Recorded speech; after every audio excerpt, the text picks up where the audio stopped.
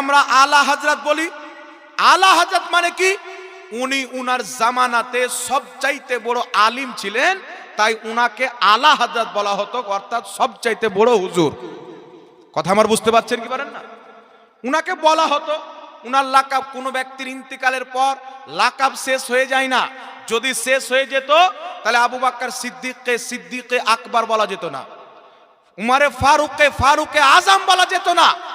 যেমন ইমাম বুখারী, ইমাম মুসলিম, তিনাদের ইন্তিকালের পরেও তিনাদেরকে মুহাদ্দিস বলা হয় আর আমিরুল মুমিনিন ফিল হাদিস বলা হয়, তেমনি আলা হযরতের ইন্তিকালের পর কিয়ামত পর্যন্ত তিনাকে আলা হযরত বলা নবীর ইসলামে জায়েজ আছে। সুবহানাল্লাহ।